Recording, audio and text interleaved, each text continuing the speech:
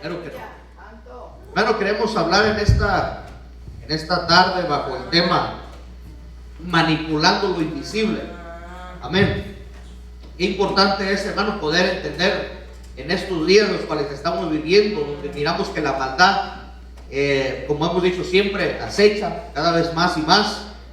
Miramos, hermano, nuestros jóvenes siendo azotados por el mundo, siendo influenciados por el enemigo. Miramos nuestras escuelas, miramos nuestros vecindarios, miramos, hermano, nuestros alrededores, cómo el enemigo, hermano, está destruyendo y se está dando por parejo adultos, ancianos, jóvenes, niños. Hermano, hoy a través del internet, hermano, el enemigo, hermano, está influenciando la mente de los adolescentes, la mente aún de los niños, a través, hermano, de los medios que hoy en día se usan. El enemigo está ganando bastante ventaja y está por medio, hermano, de las redes sociales, por medio del internet, por medio de libros, de juegos.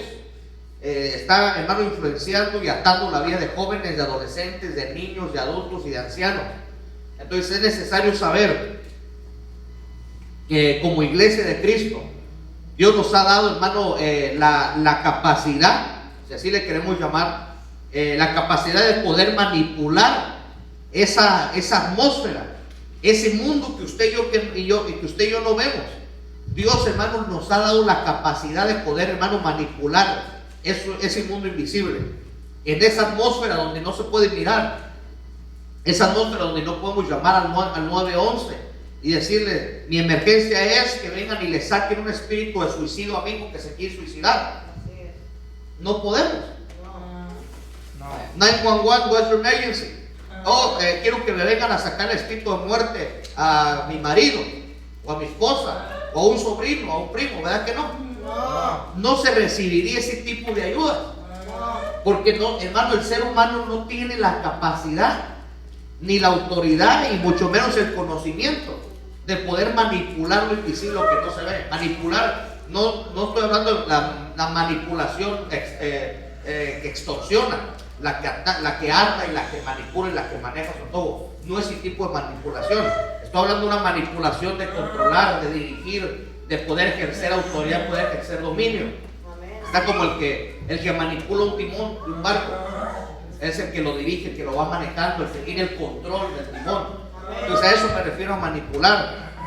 Por eso miramos que dice aquí en el versículo 14, el versículo 12, que se paró Josué, hermano, y Josué se paró en un momento de guerra, donde los contrarios del pueblo de Israel vienen, hermano, y lo van a atacar a él y a todo Israel. Entonces se para Josué, firme, confiando en Dios, sabiendo, hermano, que él estaba viendo a los que lo estaban atacando y los querían matar, pero con toda su confianza en Dios se para y sabe que a Josué no le quedó otra cosa, otra salida, otro método que usar, ni otra arma, sino depender de lo sobrenatural y echarle mano a lo sobrenatural.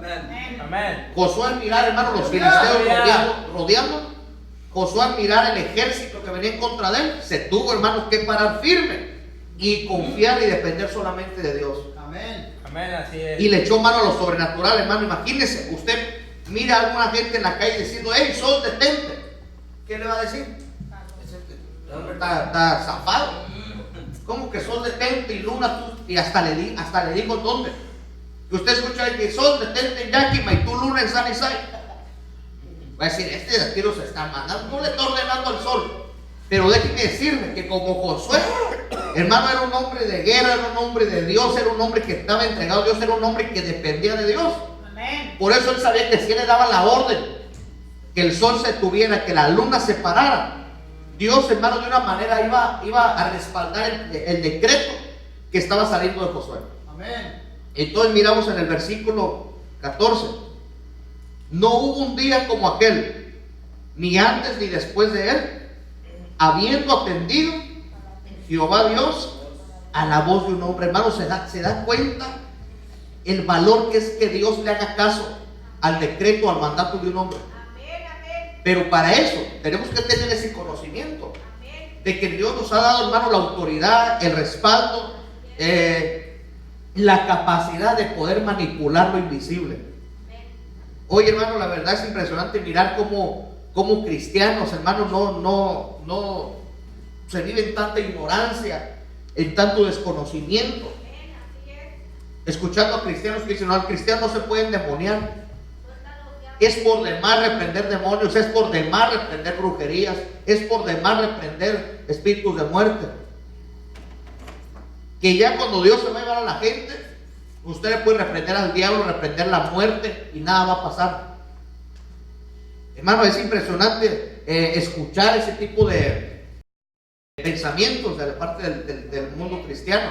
Amén. Que diga, no importa si usted reprende un espíritu de muerte, si Dios se lo va a llevar. Pero ¿qué pasa cuando la Biblia dice que hay unos que mueren antes de tiempo? Que los brujos, los hechiceros, los santeros, los que hacen pacto con entidades espirituales, le dan vida a quien no debe vivir y le dan muerte a quien no debe morir. ¿Qué hacemos con esos versículos? Los rompemos, los tiramos, los ignoramos. Eso, hermanos, para comprender muchas veces la tremenda ignorancia en la que el cristiano está. Por eso es de que se vive una vida azotada por el diablo, azotada por los demonios, azotada por los brujos, por desconocimiento de esa atmósfera invisible, y que Dios nos ha dado, hermano, la capacidad de poder entrar allí y manipular esa atmósfera invisible que no podemos mirar, pero que sí podemos ejercer en esa atmósfera que no se ve. Mira, el 31 estamos en octubre, ¿verdad que sí? El 31 de octubre ya está aquí. Usted sabe que se celebra, ¿verdad? De mucha gente se sale a la calle pintados de la cara, disfrazados de diablo, de brujos, de brujas. Muchas no ocupan ni disfraz. Suéltalos. Y se salen a pedir dulces. ¿Sabe que es el día donde se le hace la celebración más grande a Satanás? Donde todos sus brujos, sus servidores, los hechiceros, los santeros, los satánicos, hermanos, hacen tremendos pactos y grandes sacrificios a Satanás, que el Señor lo reprenda. Amén. Y llevan, hermanos, muchos agarran todo el mes de octubre y empiezan a ayunar y empiezan a orar y empiezan a abogarle al diablo para que les dé respaldo, les dé poder, les dé autoridad, para que les conteste los favores que les está pidiendo. Y muchas veces ellos, hermanos, conocen y saben cómo manipular la atmósfera invisible. Y el cristiano, todo atolondrado, todo, hermano, ¿me entiende? Por ahí nada más mareado cantando solo Dios hace al hombre feliz, leyendo una Biblia por ahí de vez en cuando. Por eso, hermano, se vive el cristianismo mediocre, perdónenme la expresión, pero por eso se vive el cristianismo mediocre que se vive hoy en día. Yo no miro la iglesia al principio, hermano, cristianos azotados por el diablo. Dime dónde miraba a Pedro azotado por Satanás, dónde miraba a Pablo, hermano, azotado por el enemigo, porque eran hombres que estaban llenos del Espíritu Santo. La Biblia dice resistir al diablo y el diablo huirá de nosotros. Pero ¿cómo vamos a resistirlo si no estamos llenos de Dios? El diablo no va a huir porque lo mira a uno. Bueno, si a ti está muy fea la gente, o hasta el diablo corre. Pero no por verlo decir, oye, mira el cristiano, voy a correr. Él tiene que ver algo, hermano, una presencia, una entidad mayor a la de él dentro del cristiano, para que pueda correr, se pueda ir lejos, se pueda mantener lejos de las personas.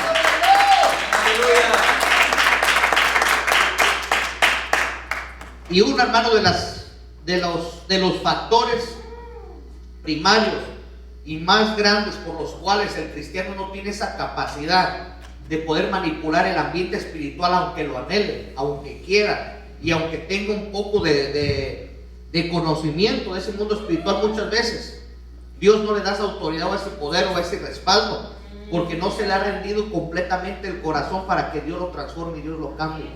Amen. Muchas veces queremos seguir viviendo a nuestra manera.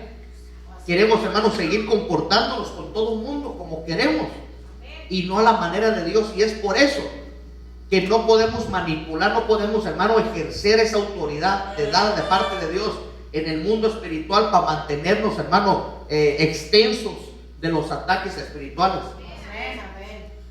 ¿Por qué? Porque no le hemos rendido el corazón totalmente a Dios. Todos queremos, hermano, mentir, cachetear a 2 o 3 personas por ahí.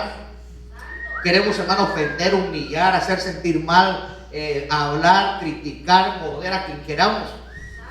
Así Dios, hermano, no le va a dar la capacidad a una persona para que pueda mentir y defenderse del diablo. Porque le está dando entrada, le está dando derechos, le está dando oportunidad, le está abriendo puertas para que él entre, hermano, con todo derecho poder atacar la vida de la persona. Mira, vamos a Mateo capítulo 15. Mateo capítulo 15. Grande tu poder, Señor Jesús. Hermano, Dios no nos ha llamado del mundo para que sigamos viviendo igual dentro de la iglesia. Amén, yo no lo creo. Yo no creo que Dios, hermano, haya llamado a un pueblo del mundo, lo haya sacado de las tinieblas a su luz admirable para que siga viviendo la misma vida. Por eso a Moisés le dijo: hey, Moisés, quítate el zapato, el calzado de tus pies, porque en el lugar que ya vas a estar, en el lugar que ya estás pisando, en el lugar en el cual ya estás caminando, esa vida que vas a empezar a caminar es santa. Tierra santa es. La manera de caminar tienes que cambiarla. La manera de comportarte tienes que cambiarla. La manera de vivir tienes que cambiarla. No se puede vivir en tierra santa, hermano, con costumbres de Egipto. No se puede, hermano, vivir en tierra santa con comportamientos del mundo. O una de dos, o en el mundo o en la iglesia. El que quiera vivir en el mundo, hermano, que vive en el mundo. No se le dice nada, no se le regaña, no se le exhorta, porque la misma Biblia dice: el que quiera ser inmundo, que siga inmundo todavía. El que es santo, que se santifique más todavía. Entonces Dios, hermano, nos da a escoger. Por eso, hermanos, es que yo no soy de los que son muy arrieros de ovejas.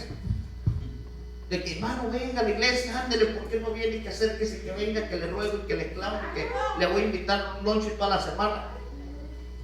Porque, hermano, si nosotros no comprendemos que necesitamos de Dios, yo le puedo, hermano, ¿me entiende? Hacer miles de cosas para que podamos, ¿me entiende? La gente venir a asistir. Pero si nosotros no reconocemos que dependemos de Dios y necesitamos de Dios cada vez más y más, y que me es necesario estar en su casa, y me es necesario estar en su camino, me es necesario apartarme del mundo, me es necesario hacer su voluntad, ¿el hombre qué más puede hacer? Así es. El Señor Jesús dijo: mira, el Señor, se te está yendo. Le dijo Pedro: ¿queréis acaso ellos también? Adelante. No, Señor, ¿dónde más? Fíjense que Jesús no hizo nada, hermano, para que Pedro se quedara. Él le dijo: adelante, Pedro, ¿quieres tú también irte? El que reconoció que necesitaba de lo que Jesús le daba fue Pedro. Le dijo: Señor, ¿a dónde más yo voy a ir? Solo tú, hermano. Dice lo que Pedro hizo: especificó totalmente de que lo que necesita el ser humano exclusivamente se encuentra solamente en Jesús. Le digo: Señor, ¿a dónde? Y esa palabra ¿a dónde? Encierra, hermano, todo lo que el hombre pueda obtener en la vida y sus necesidades del hombre, hablando de espirituales, morales y personales y de todo, se encuentran únicamente en el Señor. Pues le digo: Señor, ¿a dónde más voy a ir si solo tú tienes palabras de vida eterna? Especificó dos cosas: todo lo que yo necesito, solo tú lo tienes. Todo lo que yo pueda necesitar, solo en ti lo puedo obtener. Si el hombre, hermano, no reconoce eso, en vano es lo que podamos hacer por ellos. Me acuerdo una vez que mi segundo pastor estaba dando un testimonio, que le dijo a un hermano, ¿se acuerda de aquel hermano fulano de tal? Sí. Fíjense que se va a tomar, que se quiere ir a tomar, que se quiere ir con los amigos a beber. Vamos por él. No déjenlo que se vaya a tomar. Pero pastor, no lo vamos a ir a librar de las caras del diablo. Déjenlo que se vaya. Si él voluntariamente no quiere lo que Dios le puede ofrecer y no lo quiere obtener, aunque usted vayamos y lo calemos y lo traigamos y lo encierremos en la iglesia, él va a hallar la salida para irse al mundo. Aceptó al Señor, sí lo aceptó. Oraron por él, sí oraron por él también. Pero, hermano, él quería seguir viviendo en el mundo. Rompió un cristal y por ahí se salió. En la mañana llegaron y ya no estaba. Y eso, hermano, nos da a entender que no importa lo que el hombre pueda hacer por el hombre. Si el hombre mismo no quiere buscar a Dios voluntariamente, se haga lo que se le haga, se le ofrezca lo que se le ofrezca al ser humano, no va a estar, hermano, sino por necesidad de Dios, sino por conveniencia de lo que se puede obtener. Entonces, esos son los, hermanos, impedimentos por los cuales el ser humano no tiene esa capacidad de poder entrar al mundo espiritual, y que si lo está atacando un demonio, un diablo, una brujería, una hechicería, un conjuro, un pacto, lo que sea, voluntariamente puede romper eso. Pero bueno, si así quiere vivir el hombre, ¿qué le podemos hacer? Si Dios mismo no nos obliga. Mateo capítulo 15, versículo 19. Dice, porque del corazón salen los malos pensamientos, los homicidios, los adulterios, las fornicaciones, los hurtos, los falsos testimonios, las blasfemias. Estas cosas son las que contaminan o dañan al hombre. Pero el comer con las manos sin lavar no contamina a nadie. Lo que el Señor Jesús estaba dando a entender era que en el corazón, de ahí nacen, de ahí fluyen, de ahí brotan, de ahí se manifiestan los homicidios, el rencor, los adulterios, las fornicaciones, las mentiras. Todo lo malo tiene su base en el corazón. Entonces, cuando el ser humano viene al Señor y no rinde su corazón a su totalidad, a que el Señor lo trabaje, que el Señor lo cambie, que el Señor lo empiece a transformar, puede hacer que rinda solo a cierta área de su vida. El adúltero ya no es adúltero, el blasfemo ya no es blasfemo, pero sigue siendo, hermano, avaro, o sigue siendo egoísta, o sigue siendo, hermano, rencoroso, o sigue siendo calumniador. Entonces muchas veces, hermano, no le rendimos todo nuestro corazón al Señor. Por eso es de que muchas veces todavía estamos dañados, porque dice, estas cosas son las que contaminan al hombre. Amén, así es. Ya no toma, ya no baila, pero todavía critica, pero todavía tiene rencor, o todavía tiene celos, o todavía tiene malos deseos hacia el prójimo. Entonces todas esas, quiero decirle, hoy vamos a descubrir que todas esas, los cuales el mundo conoce como manifestaciones sentimentales, son puertas de entrada para los demonios. Lo que el mundo conoce como sentimientos o como expresiones sentimentales, es que yo no lo puedo ver porque me hizo daño y todavía me duele lo que me hizo. El mundo lo considera sentimentalismo, pero lo que la Biblia llama es una puerta de entrada al diablo. Es que yo no puedo perdonar a fulano, a mengano, a perengano, a sutanita, porque si vieras cuánto daño me hizo, me destruyó, me hizo la vida de cuadritos. Entonces eso es una puerta de entrada para el diablo. Eso es una puerta de entrada, no nomás para un espíritu, sino para muchos. Entonces, si antes nada más sufría de enfermedades, ahora va a sufrir de ataques de los sueños, opresiones físicas, opresiones espirituales, vivencias, hermano, en el mundo espiritual terribles, que mira que un demonio viene y lo ataca o como sea. Porque pensamos que esas cositas no nos van a afectar, pero esas son puertas de entrada a los demonios, porque en el corazón se arraigan. Y por eso el Señor Jesús dijo, yo toco la puerta, el que abre, está hablando de la puerta del corazón, el que le da el lugar y le da el permiso y le da la autoridad y el derecho a que él entre el corazón, él entra, hermano, y lo empieza a trabajar. Pero el que le da también el lugar y la entrada y le abre la puerta al rencor, resentimiento, crítica, chisme, murmuración, odio, violencia, todas esas son puertas de entrada al diablo también. Porque, hermano, mire, por eso muchas veces uno dice, hermano, no está el hermanito aquel que se gozaba tanto y brincaba y danzaba y se ría. No, pues es que no aguantó y se regresó al mundo. Una puerta tuvo que ir abierta.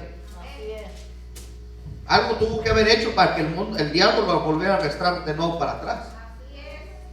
No creo que el diablo, hermano, se los lleva de la noche a la mañana. Es un proceso, hermano, primero de frialdad. Primero conformismo, confianza, frialdad, congelado, muerto y al mundo. Porque el pecado da luz a la muerte. Entonces, cuando una persona empieza a enfriarse, empieza a confiarse, empieza, hermano, a conformarse, le están dando luz a la frialdad. Ya cuando da luz a la frialdad, le da luz al pecado. Ya cuando le dio luz al pecado, porque ya está muerto. Entonces, eso va a ser un proceso, hermano, largo. Y para restaurarse otro proceso más largo todavía. Entonces, por eso Dios nos quiere librar. Para no perder, hermano, lo mucho que Dios nos da por lo poco que el diablo ofrece, porque ni se lo da, nomás se lo presta. El pecado, hermano, eso te lo presta y te lo quita, y con eso te derrumba, y con eso te destruye. Y al rato se le di en la cara al diablo y dice, acuérdate, mira lo que perdiste, mira todo lo que tenías, mira todo lo que te habían dado y mira todo lo que te quité.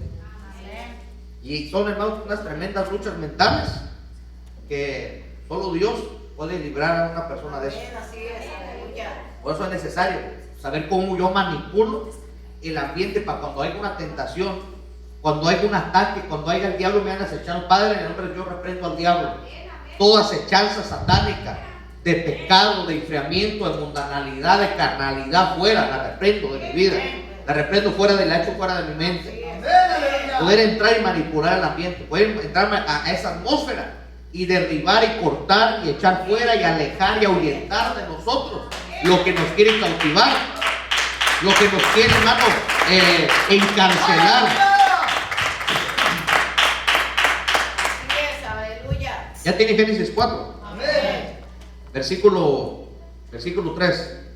Dice, aconteció que andando el tiempo, que Caín trajo del fruto de la tierra una ofrenda a Jehová. Y Abel trajo también de los primogénitos de sus ovejas, de lo más gordo de ellas. Jehová con agrado a Abel y a su ofrenda, pero no miró con agrado a Caín y la ofrenda suya. Y dice lo que le pasó a Caín. Y se ensañó. Y se ensañó Caín en gran manera y le cayó su Caín. ¿Por qué te has enojado tanto? Si tú haces lo bueno, yo te voy a recompensar con lo bueno. Pero si tú haces lo malo, le vas a abrir una puerta al pecado. Y cuando tú hagas lo malo y le abras esa puerta, se va a apoderar de ti el pecado. Y el pecado es la maldad y el pecado es el diablo. Fue lo que le dijo. Si tú haces lo bien, lo bueno, vas a ser recompensado. Pero si tú haces lo malo, vas a abrir una puerta al pecado. Le estás dando una puerta abierta al demonio. Y ese demonio, dependiendo su origen y su naturaleza, dependiendo del pecado por el cual se le haya dado abrir la puerta, se va a apoderar de ti. Entonces ese demonio va a tener que llevar a esa persona que siga practicando ese pecado, porque de esa manera sobrevive el demonio. Porque esa es su naturaleza, es una naturaleza pecaminosa. Es como un puerco, hermano, un marrano. Vaya y lo ponga limón, perfume y lo que sea, y suéltelo, y va a arrancar a ver el primer chiquero donde encuentre y se va a revolcar. Porque esa es su naturaleza. El marrano no puede ser limpio, porque esa es su naturaleza, lo atrae, y esa es su vida. Entonces la naturaleza de un demonio, el demonio de ira, una persona que le entra una de esas personas, ese demonio lo va a estar haciendo que se aire, que esté violento, que esté todo el tiempo peleando, porque lo está alimentando. Mientras él manifieste su naturaleza, está sobreviviendo. El demonio, hermano, de adulterio, cuando entra una persona, lo va a incitar y lo va a llevar a que cometa adulterio. El espíritu, hermano, de mentira, va a llevar a la persona que constantemente esté mintiendo, porque él se tiene que alimentar, él tiene que fluir su naturaleza en un cuerpo. Por eso necesitan un cuerpo para manifestar su naturaleza inmunda y pecaminosa.